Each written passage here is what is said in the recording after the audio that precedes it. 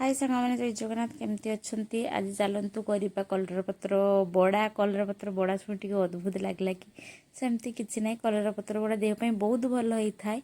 चलतु कलर पत्र बड़ा करवा आउ सागे कि कंचा लंका आनी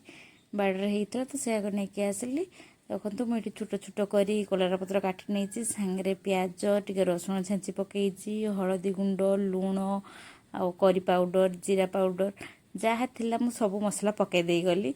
अल्प अल्प किसी मसला पकई दे गली यापर दबा टिके जो चाउल चूना रे खाली देले हम मुझे ये व्यवहार करी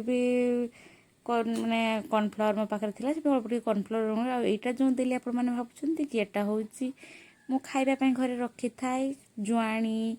पान मधुरी टी एसिड हुए तो से रखी था से सांगे टे चूरी की पकईदेली हाल्का किसी और पानी देकी भल से चकटी ना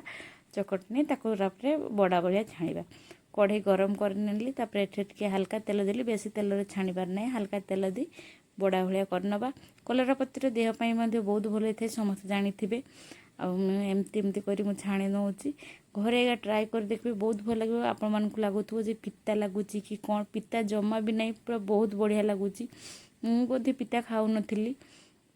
मत एटा खाइली मत बहुत भल लगुच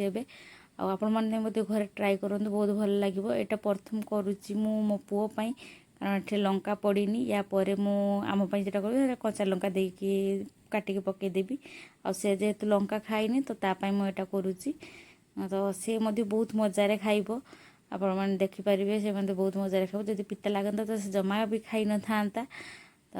देखो एपटे मुझे सब काटी रखी रोषे करने मुझे आगे करदे कारण मो पुओ सी तो जोटा गोटे फास्ट है मैंने से खाइब से मुझे आगे करदे यापर आमर करवा लंका देकी आपण मैंने मत घरे ट्राए करूँ कलापत्र किसी तो कलर पत्र खराब नुहे देहपाई बहुत भल आमे मुझे खाऊ बहुत भल मत तो किसी खराब लगे नहीं तो फास्ट टाइम एटा मैं आगु थे ट्राए करी भल होता से आपण सहित सेयार कली देखो एटा भी पकाऊे एठे मो लंका देती कंचा लंका देती जेहेतु मो पाखे लंका गुंड ना आम घर लंका से व्यवहार हुए कारण पुओ लंका व्यवहार कैनि आम जो खाऊ टे हाल्का जाए कौन समय कंचा लंका हेले चले ना तरकारी लंका जमा व्यवहार कैनि